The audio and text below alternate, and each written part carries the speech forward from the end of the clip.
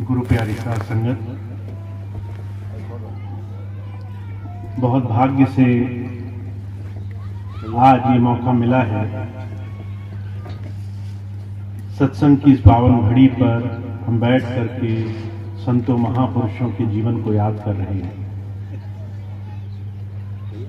इस संसार में अनेकों अनेकों वर्षों से दुनिया के अलग अलग कोनों में अनगिनत संत महापुरुष आए और अपने अपने अनुभव के आधार पर उन्होंने परमात्मा का भेद दुनिया को दिया है। इस संसार में आपका और हमारा जन्म लेना यह सार्थक तभी है जब इस संसार को छोड़ने से पहले उस प्रभु का ज्ञान, उससे जुड़ने का साधन हमें जीते जी मिल गया है। कोई संसार में आया, सारा संसार भोगता रहा, दुनिया के बड़े बड़े ऐशो आराम के साधन बनाए, धन दौलत इकट्ठी करी, प्रभु को प्राप्ति का साधन उसे नहीं मिला तो जीवन व्यर्थ, निरर्थक, बेकार संसार के इस कर्म जगत में फंस करके ही चला जाता है। और इतिहास गवाह है, बड़े बड़े राजा महाराजा आए, बड़े बड़े शेख आए, बड़े बड़े धनी संभ्रांत, दुनिया को खरीद लेने की जिनकी हस्ती थी, ऐसे बड़े बड़े धनाढ्य लोग संसार में आए और जब गए संसार से तो दुनिया की सारी चीजें यही छोड़ करके दुख मनाते हुए गए। ये दुख आपको और हमको ना हो, इस मृत्यु की पीड़ा से हम बच सकें, जन्म मरण के दुख से बच सकें,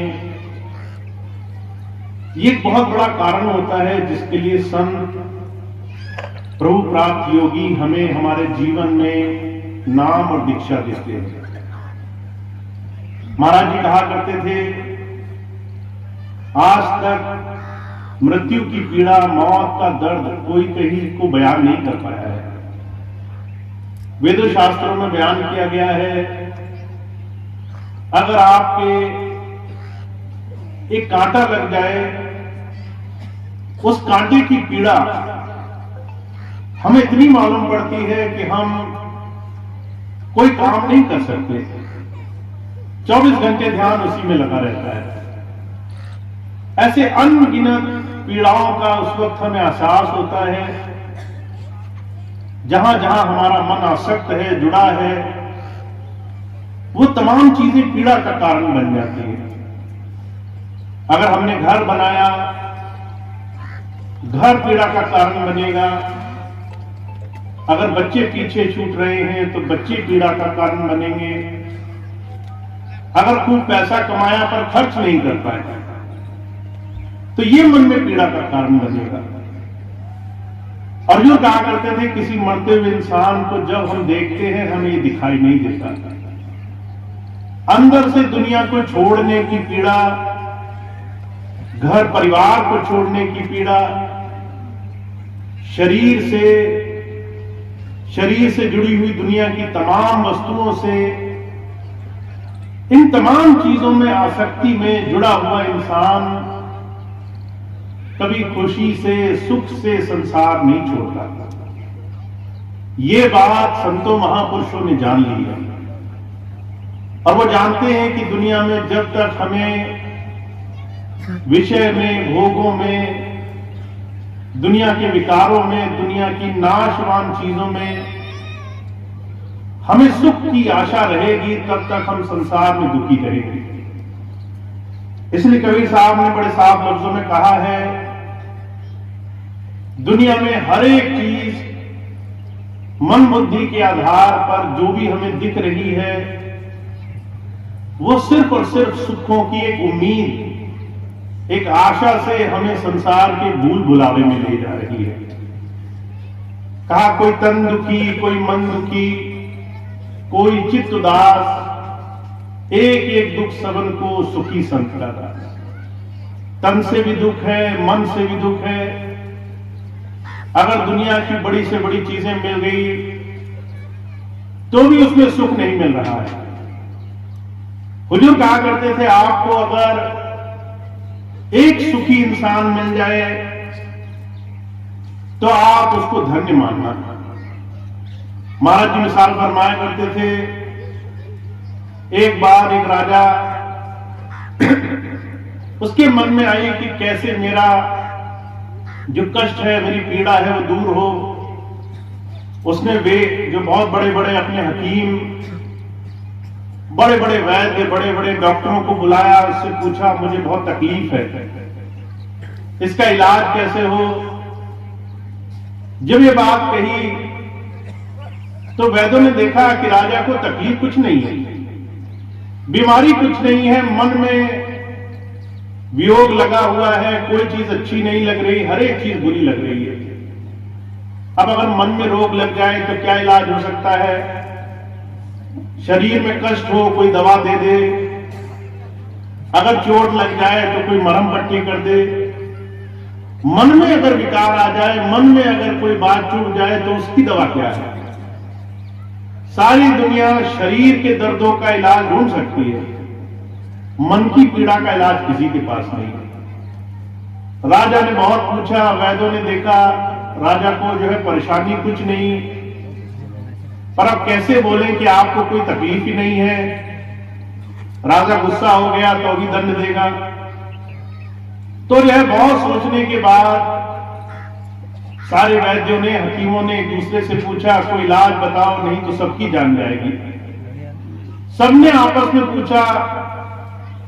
एक किसी समझदार आदमी के पास गए, कहने लगा भैया तुम ही बताओ, नहीं तो आज हम सबको मौत का दंड मिलना है। जब वह बात बोली तो वो आदमी क्या राजा के पास गया और कहने लगा मैं आपकी तकलीफ का इलाज कर सकता हूं। अब इलाज उसने जो बताया वो बड़ा आश्चर्यजनक था। राजा को कहने लगा अगर आप कोई एक सुखी आदमी हो, उसके तन का एक कपड़ा लाके मुझे दे तो मैं आपका इलाज कर सकता हूं। अब राजा बड़े गुमान में था, मेरे राजपाट में तो सारे ही लोग सुखी हैं। उसने धीरे धीरे अपने बहुत सारे सिपाहियों को भेजा कि जाओ सुखी आदमी का कपड़ा लेकर आओ। सबके पास जाते थे, पूछते थे भाई तुम्हें कोई दुख तो नहीं है? तो हर एक आदमी को गिना देता था, मेरे शरीर में रोग लगे हैं, मुझे पीड़ा है, परेशानी है, घर गृहस्थी में, परिवार में दूसरी दूसरी समस्याएं हैं। कोई आदमी नहीं मिला जो कहता हो कि मुझे दुख नहीं है। सारा राज घूम लिए, एक आदमी सुखी नहीं मिला। राजा बड़ा आश्चर्य में हुआ, मैंने तो पूरा राजपाट कर लिया, मेरे दरबार में एक भी आदमी सुखी ही नहीं है, ऐसा कैसे हो गया? घूमते घूमते गरीब आदमी के पास पहुंचा, किसान था। जब उसके पास गया, कहने लगा भाई क्या तुम सुखी हो? तो पूरे दरबार में एक आदमी मिला, कहने लगा मैं बड़ा सुखी हूं, मुझे बड़ा आनंद है, मुझे बड़ी खुशी है, मुझे किसी और चीज की अब इच्छा नहीं मालूम पड़ती। तो राजा कहने लगा अब ऐसा करो, तुम मुझे अपने तन का एक कपड़ा दे दो। तो वो गरीब आदमी था, कहने लगा मेरे पास तो कपड़े ही नहीं।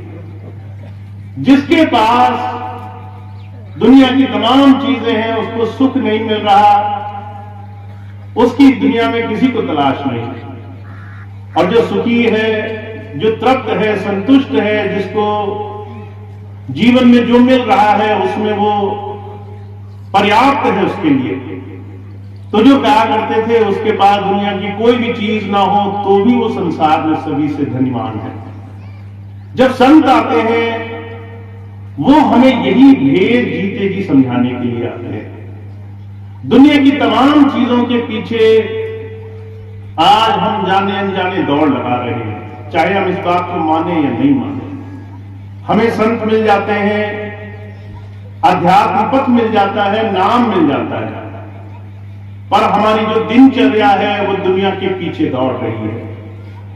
तो कबीर साहब कहते हैं भाई तुम्हें तन से, मन से, दुनिया से, संसार से सुख की उम्मीद करना, यह सोचना कि दुनिया तुम्हें सुख देगी, यह बहुत बड़ी भूल है। सुख कहां है? तुम्हारे अंतर, तुम्हारी आत्मा में, तुम्हारे अंतर उस प्रभु के दिए हुए साधन में, इस आत्मिक स्वरूप में सुखों की खान छुपी हुई है।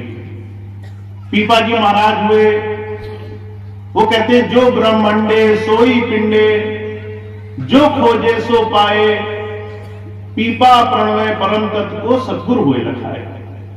आप सारा संसार देखते हो, अगर इससे ऊपर उठना शुरू करोगे तो पता चलेगा ये पृथ्वी सिर्फ एक भूखंड है। ऐसे हजारों लाखों ग्रह उपग्रह संसार में डोल रहे हैं।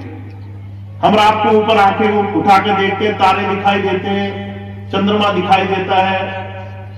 सुबह ऊपर आंखें उठा के देखते हैं, सूर्य दिखाई देता है। हुजूर कह रहे हैं इस ब्रह्मांड में ऐसे अनगिनत ग्रह उपग्रह चारों तरफ चक्कर लगा रहे हैं। ये पूरा ब्रह्मांड जो आपको दिख रहा है और आपकी नजर से भी परे है, उसका सूक्ष्म स्वरूप, सुखों की खान कहते हैं तुम्हारे पिंड में भी है, तुम्हारे शरीर में भी है। इसलिए स्वामी जी महाराज कहते हैं ये शरीर हरि मंदिर है, इसमें सच्चे की ज्योति। आपका ये जो शरीर है, आपको हार्ड मांस का शरीर ऐसे नहीं दे दिया गया कि आप ये शरीर लो, इसको संसार में बरतो, खाओ पियो। कहते हैं ये वो हरि का मंदिर है जिसे उसने अपने हाथों से बनाया है, और इसी हरि मंदिर में वो हरि वास करता है। इसी शरीर के अंदर परमात्मा का वास है। और पीपा जी महाराज कह रहे हैं सदगुरु मिलेगा तभी रास्ता मिलेगा तुम्हें। गुरु मिलेगा तो सारे ब्रह्मांड का भेद तुम्हारे पिंड में तुम्हें दिखाने की समर्था रखता होगा। वो तुम्हारे पिंड में तुम्हें उस प्रभु से जोड़ने का साधन देगा। अब वो साधन मिलेगा कैसे? महाराज जी कहा करते थे इसके लिए जिस समर्थ पुरुष के पास गए हो उसकी समर्थता को समझो। अगर तुम डॉक्टर के पास गए हो, वो तुम्हें रोग मिटाने की दवा देगा। अगर तुम वकील के पास गए हो तो मुकदमा दूर करने की सलाह देगा। अगर तुम वकील से दवाई मांगो और डॉक्टर से सलाह मांगो कि वो तुम्हें मुकदमा दूर करा दे, तो वहां तुम्हारा काम नहीं बन पाएगा। ठीक उसी तरह से जब तुम समर्थ पुरुष के पास जाते हो, वो सूक्ष्म भेद समझाने की बात करने के लिए आता है, जो आंखों से बहुत महीन है, जो तुम्हारे पिंड का भेद है, तुम्हारे शरीर के अंदर है, और तुम्हारी दो आंखों के बीच से उसका रास्ता शुरू होगा। तो जो कहा करते थे जब किसी संत के पास कोई जाता है तो संत किसी जीव को सबसे पहले विवेक से इस भेद को समझाते हैं कि इन संसार में सारी चीजों में सुखों की खान उस परमात्मा से जुड़ने का साधन है। और वो मिलेगा कैसे? नाम दीक्षा से। उसे तुम राम नाम कह लो, उसे तुम गुरु नाम कह लो, उसे तुम गुरु मंत्र कह लो। वो तरीका जो तुम्हें देह से ऊपर उठाएगा, और ये तरीका अभ्यास से, गुरु के बताए हुए साधन से हमें शरीर में प्राप्त हो सकता है। स्वामी जी महाराज के जीवन की घटना आपको मैं सुनाऊंगा। स्वामी जी ने आर्य समाज में अपना सारा जीवन जिया। तो आर्य समाज में गुरु को शरीर रूप में परमात्मा को प्राप्त कराने वाले योगी की मान्यता नहीं मानते। ये नहीं कहते कि कोई इंसान परमात्मा से जोड़ सकता है। ये बात स्वामी जी ने सारा जीवन बचपन से सुनी। सेवा ही सब कुछ होती है, शुभ कर्म सब कुछ होते हैं, समाज सेवा सब कुछ होती है, पर यह बात कभी नहीं सुनी थी कि कोई अभ्यस्त पुरुष भी होता है, सदगुरु भी होता है। तो जब स्वामी जी महाराज ने आर्य समाज में सारा जीवन गुजार लिया, यज्ञ नियम हवन तमाम चीजें उसकी व्यथा थी, पर उन्हें ये लगन रही कि कैसे मुझे रास्ता मिले। तो उन्हें एक बार किसी ने बताया कि हुजूर कृपाल सिंह जी महाराज के सत्संग में आओ, वहां आओगे तो हो सकता है तुम्हें कुछ तुम्हारे भेद का रास्ता मिले। अब स्वामी जी आर्य समाजी थे, जब किसी इंसान के मन में कोई गांठ बन जाती है कि मैं ऐसे ही चाहता हूं, इसी तरीके से कोई काम हो, तो उससे पहले नहीं मानता। स्वामी जी मन में धारणा लेकर गए, मैं शरीर रूप में गुरु को नहीं मानता। अगर जो है मैं वहां गया सत्संग में और मुझे कुछ ऐसी बात सुनाई दी, तब तो मैं उनका पालन करूंगा। स्वामी जी सत्संग में गए, महाराज जी उस दिन सत्संग कर रहे थे, कहते कहते बोले, गुरु जो है तुमसे अपनी पूजा कराने के लिए नहीं आता है। गुरु इस संसार में अपने आप को पूजा पाठ, जब तक नियम संयम के साधन करवाने के लिए नहीं आता है। वो ये नहीं कहता कि मुझे मानो। गुरु मार्गदर्शक होता है और वो तुम्हारा रास्ता दिखाने के लिए तुम्हारे साथ बैठ करके तुम्हें साधन से जोड़ने के लिए प्रयास करता है। अब ये बात अच्छी लगी, सत्संग समाप्त हुआ, मन में फिर भी स्वामी जी के ये बात थी कि नाम लूं कि नहीं लूं। महाराज जी आए, महाराज जी ने सबको कहा नाम ले लो। स्वामी जी कोशिश कर रहे थे नाम ना मिलना पड़े तो अच्छा रहे। सत्संग पूरा हो गया, धीरे से पीछे से निकल जाएंगे। जब जाने की सोच ही रहे थे तो महाराज जी आए, कहने लगे, काका तू भी नाम लेगा। अब स्वामी जी ने सोचा, आप तो कह रहे हैं, इतने बड़े बुजुर्ग हैं, कैसे मना किया जाए। नाम लेने के लिए बैठे तो महाराज जी ने बोला, गुरु तुम्हें अंतर जोड़ता है प्रभु धारा से। पहले अंधकार होगा, अंधकार में प्रकाश होगा। जैसे ब्रह्मांड में सूर्य चांद तारे ऐसी तमाम चीजें दिखाई देती हैं, ऐसे धीरे धीरे तुम्हारा अनुभव शुरू होगा। महाराज जी की ये बात सुनी तो स्वामी जी को जिज्ञासा हुई, करने में कोई दिक्कत नहीं है। स्वामी जी ने नाम लिया, भजन पर बैठे, वहां कुछ अनुभव नहीं हुआ स्वामी जी को। स्वामी जी कहने लगे, मुझे तो अनुभव ही नहीं हुआ। महाराज जी तो कहते थे खुली आंख को अनुभव हो जाते हैं। जब वो महाराज जी के पास गए तो महाराज जी कहने लगे, काका 40 दिन ऐसे नियम से करके देखना। आज अनुभव नहीं हुआ, कोई बात नहीं, 40 दिन का नियम मान लो। अब स्वामी जी कहने लगे, नाम ले लिया, दीक्षा ले ली, तो 40 दिन भी करके देखते हैं। उस दिन स्वामी जी ने संकल्प बांधा, 40 दिन पूरे मन से करेंगे, नहीं मिला तो छोड़ देंगे, अगर अनुभव मिला तो फिर गुरु पक्का है। नाम ले चुके थे, घर आए, नियम संकल्प बांध लिया कि रोज नियम से नाम की कमाई करनी है। नाम की कमाई करना मुश्किल काम नहीं होता है। मुश्किल तब होती है जब हम नाम को छोड़ करके दुनिया के सारे काम अपने जीवन में बनाकर रखते हैं। हम सारी दुनिया में दौड़ लगाते हैं, हम सारी दुनिया की चिंताएं करते हैं। शहनशाह जी महाराज कहते हैं, आप अगर नामदानी हो, गुरु से जुड़े हुए हो, तो इसकी परख होती है। आपने अगर डॉक्टर की दवाई खाई तो आप तब मानोगे जब इलाज आपके फलीभूत हो गया, आपका दुख दर्द दूर हो गया। आप अगर अपने बच्चों को स्कूल में भेजो, स्कूल अच्छा है बुरा है, तब मानोगे जब बच्चा पढ़ लिख करके ज्ञानी विद्वान बन गया। ऐसे ही जब आप गुरु नाम से जुड़े तो इसकी भी एक पैमाइश है, इसकी भी एक परख है। शहनशाह जी महाराज कहते हैं, चाह गई चिंता गई, मनवा बेपरवाह, जिसको कुछ नहीं चाहिए सो शाह। गुरु जो है तुम्हें सेवक नहीं बनाने के लिए आता, मालिक बनाने के लिए आता है। सबको सारी चीजें, सब कुछ तुम्हारे एक जरा से इशारे पे काम करें, ऐसी समर्थता तुम्हें देने के लिए आता है। पर शहनशाह जी महाराज कह रहे हैं, इसकी शुरुआत जब करोगे तो तुम्हें कुछ चीजें दिखाई देंगी। पहली चीज दिखाई देगी, तुम्हारी दुनिया की तमाम भौतिक इच्छाएं कम होने लग जाएंगी। आज मैं देखता हूं बहुत से लोग मान बढ़ाई, सुख दुख, दुनिया की तमाम छोटी छोटी चीजों में इतना ज्यादा भ्रमित हो जाते हैं, उनको जीवन में अच्छी और बुरी चीज के बीच का भेद नहीं दिखाई देता। मैंने एक बार एक भाई को देखा, उनके पास गए, 2-4 लोगों ने उनको नमस्कार नहीं किया। जब हाथ जोड़कर प्रणाम नहीं किया तो इसी बात पर गुस्सा हो गए। कहने लगे, तुमने हमारा सम्मान नहीं किया, तुमने हमारा नाम नहीं लिया, तुमने हमसे ठीक से बात नहीं की, हम तुमसे बात नहीं करेंगे। कई दिनों तक बात ही नहीं करी क्योंकि मान नहीं मिला, सम्मान नहीं मिला। पर शहनशाह जी महाराज कह रहे हैं, आपका गुरु नाम से जुड़ने का सबसे बड़ा असर क्या है? आपकी चाह कम होने लग जाएगी। आपको किसी ने गद्दी पर बिठाया तो भी ठीक, नहीं बिठाया तो भी कोई मन में चिंता नहीं है। आपने किसी ने आपका सत्कार किया तो भी ठीक, नहीं भी किया तो भी हमें किसी के सत्कार की जरूरत नहीं है। आपको किसी ने अच्छा बोला तो भी ठीक, आपके बारे में नहीं बोला तो भी आप जानते हैं कि आप अंदर से कैसे हैं। अंदर से तमाम भेदभाव, ऊंच नीच की भावना अपने आप स्वतः कम होने लग जाती है। तो जो कह रहे हैं आपकी चाह थोड़ी कम होगी, चिंताएं थोड़ी कम होगी।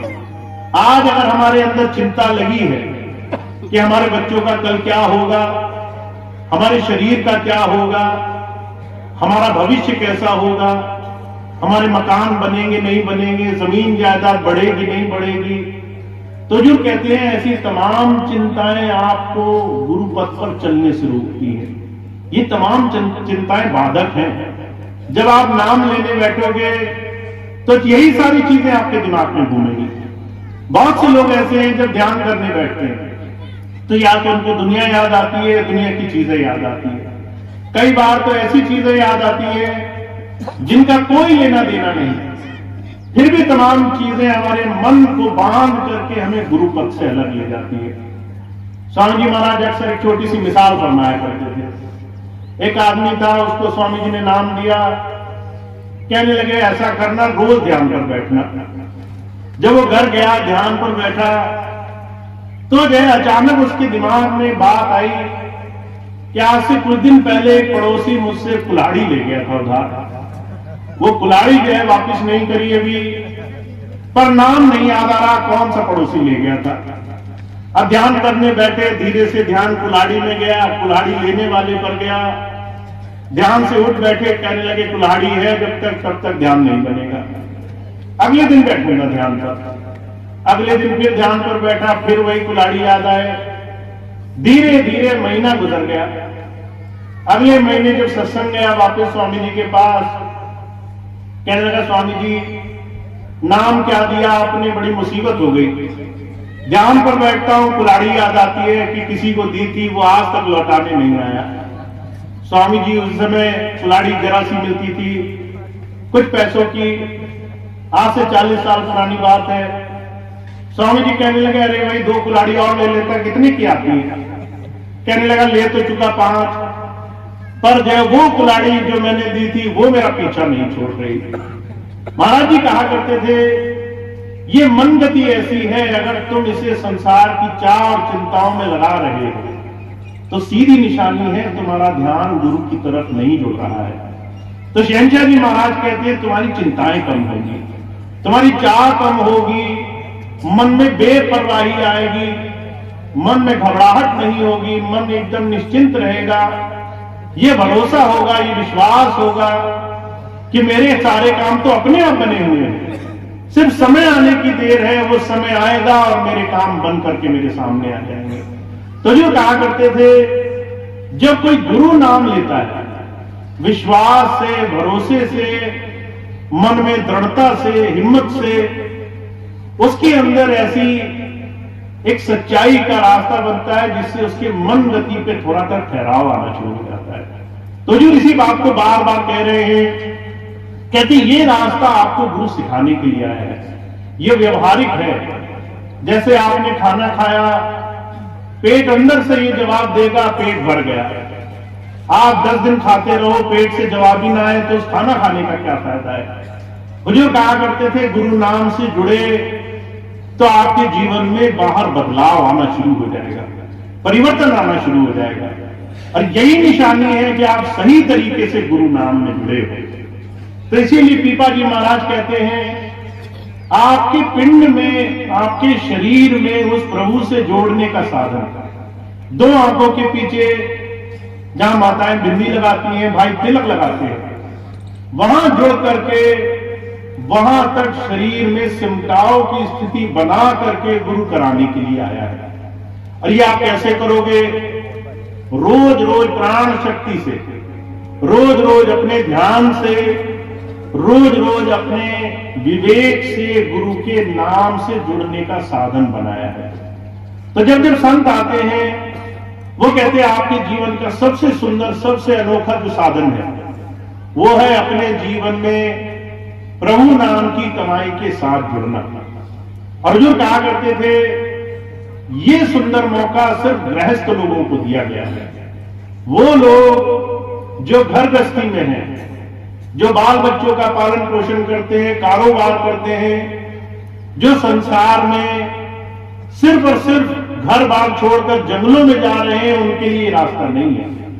नाम की कमाई का रास्ता, प्रभु धारा से जुड़ने का रास्ता सिर्फ गृहस्थ लोगों के लिए छोड़ा गया है, जो संसार के सारी जिम्मेदारियां करने के साथ साथ गुरु के दिए हुए नाम से दो चीजें बनाते चले। पहली चीज ध्यान और साधना में अपने आप को जोड़ने का समय दें। अगर आपके पास 24 घंटा है, एक दिन का समय है, हुजूर कहा करते थे 24 घंटे में से अगर आपने थोड़े से थोड़ा समय भी निकालना शुरू किया है तो आपका जीवन सार्थक होने लग जाएगा। अगर आप आधा घंटा निकालते हो, 1 घंटा निकालते हो और इस 1 घंटे में सारी दुनिया के काम एक किनारे रख करके आंखें मूंद करके उस नाम की कमाई से जुड़ने का कार्यक्रम करते हो तो जो कहा करते थे छोटे छोटे प्रयास का करत करत अभ्यास जड़मत हो सुजान, रसरी आवत जात से सिल पर पड़त निशान। महाराज जी मिसाल फरमा रहे हैं, कहते पुराने समय में कुएं से पानी निकालते थे तो रस्सी जो है उसको पत्थर पर रोज पानी निकालते वक्त ऊपर नीचे रोज घर्षण होता था। कभी आपने सुना है कि पत्थर पर जो है एक रस्सी जूट की बनी हुई वो मोटी सी लकीर खींच दे, जूट की जो है रस्सी से पत्थर कट जाए। और जो कहा करते थे हमारा अपना दैनिक जीवन इस बात की गवाही है, रोज रोज वो रस्सी पत्थर पर चलती थी और पत्थर कट जाते थे। तो जो कहा करते थे अगर तुम रोज अभ्यास करोगे तो पत्थर भी तुम्हारी रस्सी से कट जाएंगे। अगर तुम रोज अभ्यास करोगे तो तुम्हारे छोटे छोटे प्रयास से बड़े काम बड़ी आसानी से सुलभ हो जाएंगे। तो पहली बात स्वामी जी महाराज ने कही, अगर नाम मिला है या नाम लेने की चाह है तो अभ्यास को बड़ा जोर देना, रोज समय निकालना। तुम्हारा संकल्प होना चाहिए, जैसे माताएं बहनें भाई ये संकल्प रखते हैं, मंगलवार का व्रत रखेंगे, बृहस्पतिवार का व्रत रखेंगे, बड़ा संयम से लोग नियम में व्रत का पालन करते हैं। अगर व्रत मान लिया कि आज पानी नहीं पिएंगे तो कोई संसार की शक्ति नहीं है जो उन्हें पानी पिला सके। अगर व्रत धारण कर लिया कि आज अन्न नहीं खाएंगे तो कोई शक्ति नहीं जो उनका व्रत तोड़वा सके। हुजूर कहा करते थे ऐसा व्रत रखना होगा, ऐसा संकल्प रखना होगा कि हमें रोज रोज उस मालिक की याद में बैठना है, रोज रोज आंखें मूंद करके अंदर गुरु दिए हुए नाम से जुड़ना है। अब ये काम करने के लिए दूसरी बड़ी भारी चीज की आवश्यकता होगी आपको, और वो है आपका सिमरन अच्छा होना चाहिए। आप जिस चीज में मन लगाकर रखोगे वो चीज आपके मन में घर कर जाएगी।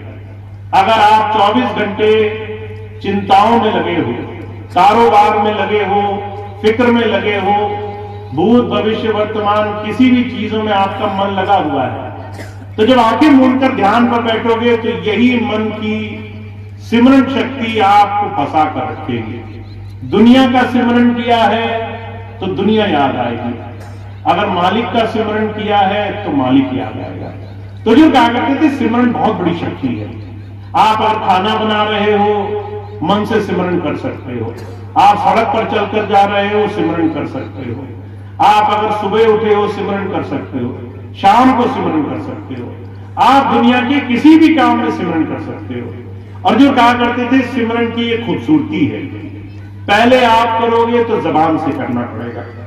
आप 5 शब्द जो आपको दिए गए, जब पहले उसको याद करने की कोशिश करोगे तो जबान से जोर लगाना पड़ेगा, बोलना पड़ेगा, वरना ये याद नहीं रहेंगे, बीच बीच में टूट जाएगा सिमरन। फिर एक समय ऐसा आएगा जबान से नहीं करना पड़ेगा, अपने आप मन ही मन चलता रहेगा।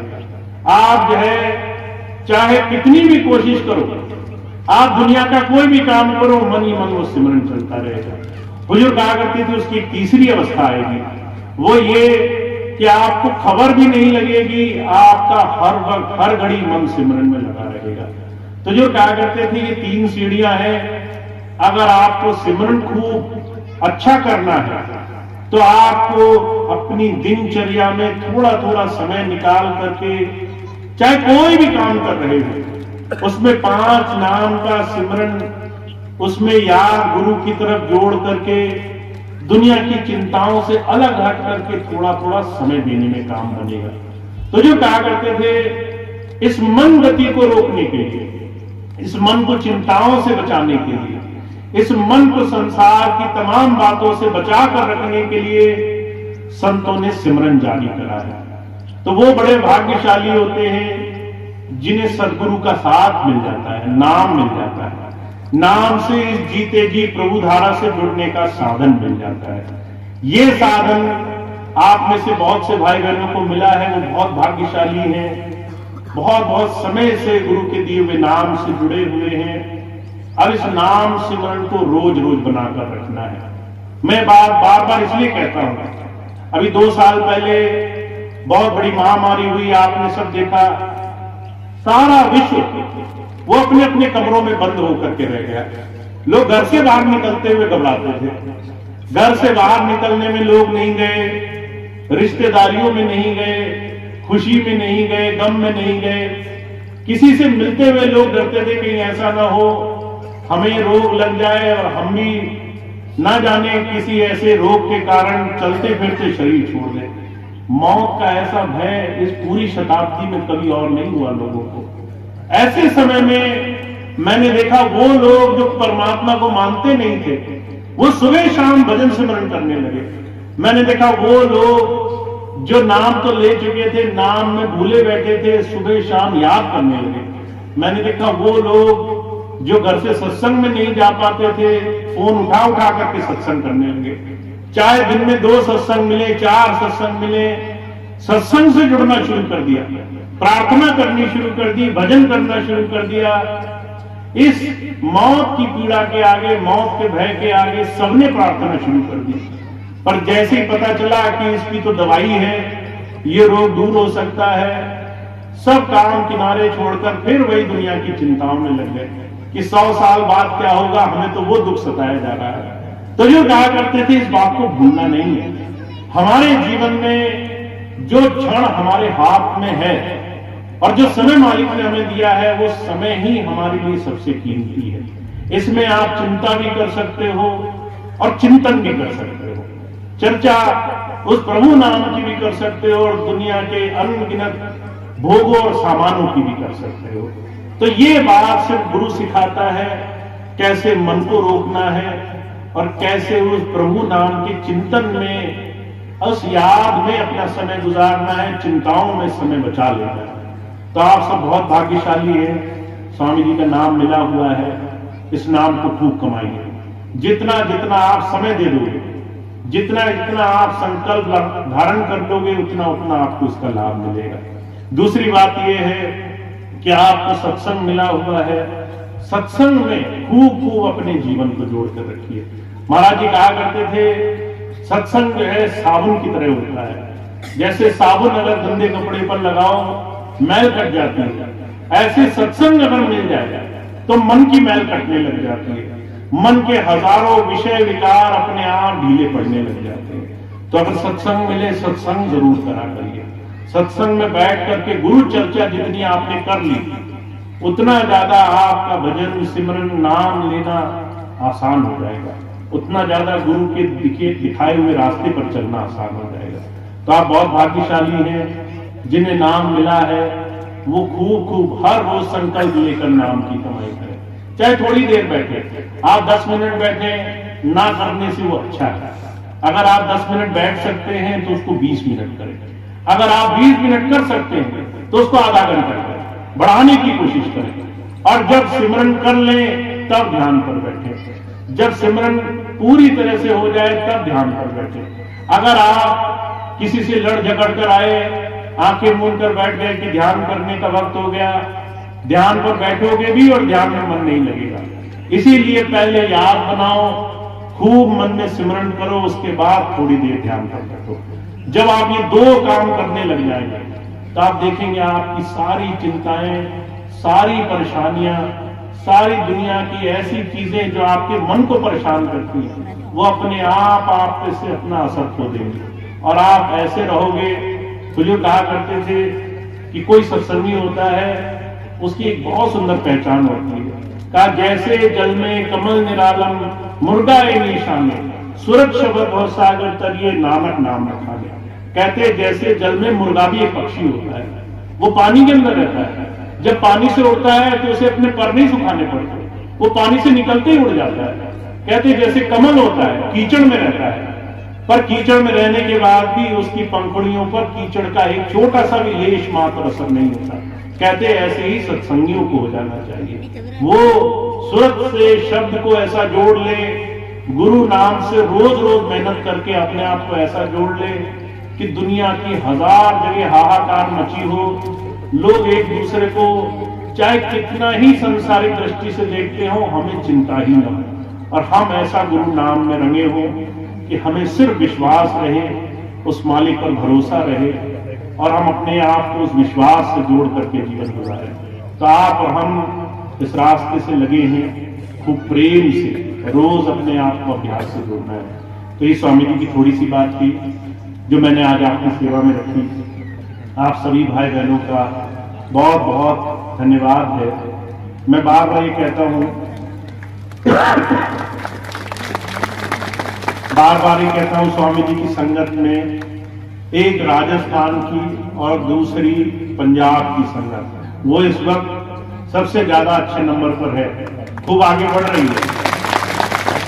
और कारण यह है कि आपके मन में उस प्रभु नाम में अपने आप को जोड़ने के बाद कोई मन में भेदभाव नहीं है। जितने प्रेम से, जितनी लगन से, जितनी आस्था से आप गुरु की तरफ जुड़े हो, वो एक बहुत सुंदर, एक ऐसी चीज है जिसे आप खोजेंगे भी तो भी नहीं पा सकते। तो इस चीज का लाभ उठाइए, खूब सच्चे दिल से उस मालिक की याद में जुड़े रहिए ताकि जीवन में हर एक चीज आसान हो जाए।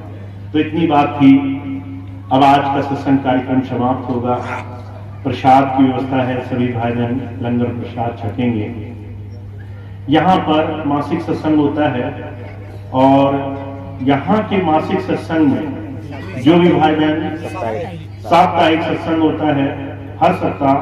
तो जो भी भाई बहन सत्संग में जुड़ना चाहे वो भाई बहन यहाँ पर मालीराम जी से और दूसरे जितने भी भाई बहन हैं संपर्क करेंगे, आपको सूचनाएं देंगे।